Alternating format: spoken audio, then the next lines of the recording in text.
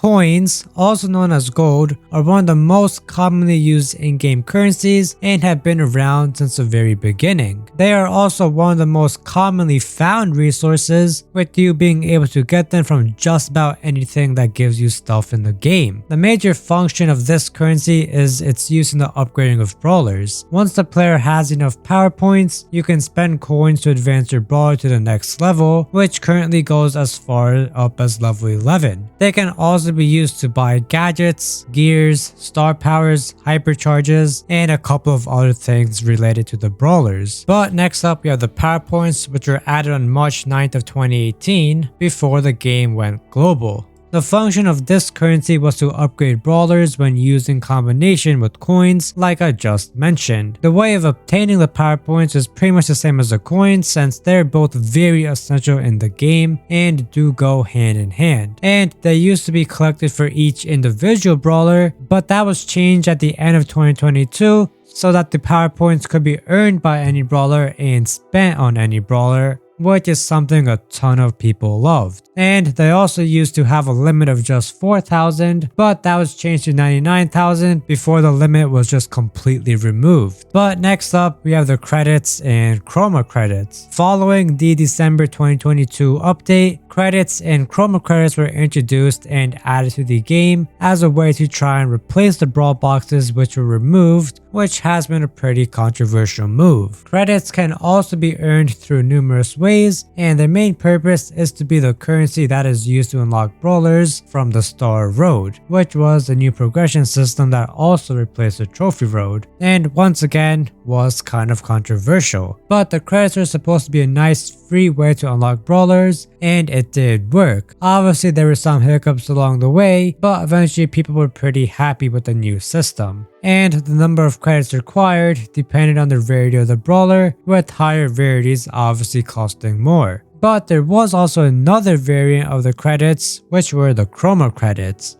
and they were used to unlock the chromatic brawlers and were seen as a bit rarer and more special than normal credits. But recently in December of 2023, the chromatic brawlers category was removed, and instead those brawlers got normal rarities and were redistributed into the system, and the chroma credits were obviously removed as well. But next up, we have the gems, which are the premium currency in Brawl Stars and also a currency in pretty much every other Supercell game. They can be used to get pretty much anything in the game, but most commonly people tend to use them to just buy skins for their brawlers. Only people with a ton of gems really use them to actually progress faster through the game. The gems are obtained either by buying them with real money through the in-game shop or through tiers in the free and paid portions of the Brawl Pass, and they can also be gotten as a reward for certain seasonal events. And ignoring some recent events, the gems in Brawl Stars have been, for the most part, seen as the best in any Supercell game in terms of them not really being seen as a cash grab or some sort of pay to win thing. But next up, we have Bling, and it was introduced with the Season 18 update in April of 2023. It replaced the star points, which we will talk about later, and the purpose of it was to just let players get cosmetic items like skins and pins. The only skins you couldn't get were mythic and legendary ones, but other than that, you get any cosmetic items with Bling.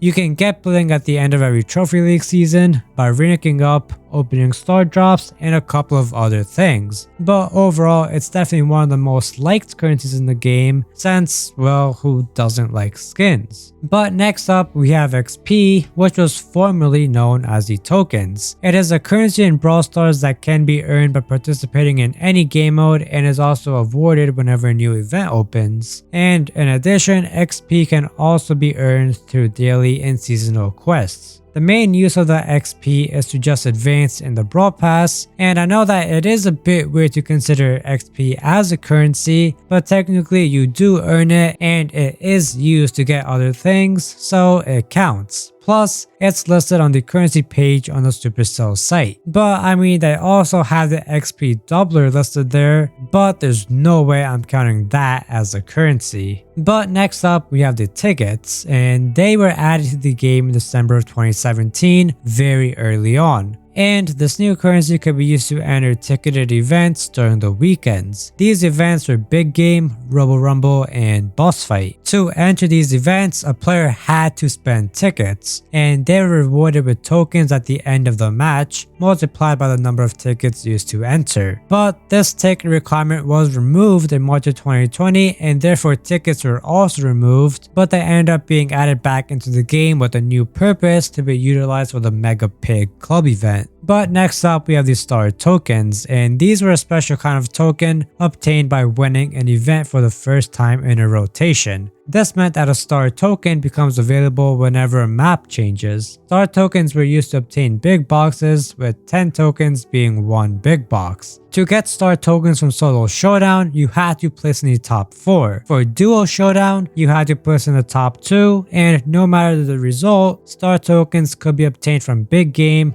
Robo Rumble, and Boss Fight. But in the May 2020 update, star tokens were just completely removed from the game. Next up, we have the star points, and they were a currency that were used to buy the exclusive star skins. And as I mentioned earlier, they ended up getting replaced by Bling, which in my opinion was better since you could get a lot more with Bling, and it also just sounds cooler. The star points were also unique in that you couldn't just buy them. You actually had to play the game and work for the star skins, but after their removal, the star skins could be bought with gems or bling. Next, we have elixir, and this was an OG currency that got removed during the beta of the game. It was an effort by Brawl Stars to try and incorporate the elixir from Clash of Clans and Clash Royale into their next game, but it didn't really fit and was the reason it got removed. But its purpose was to be a way to upgrade the stats on your brawler, and the only way you could get it was through the brawl boxes. So it was kind of pay to win in a way, and was also another reason it got removed, and it was for the benefit of the game.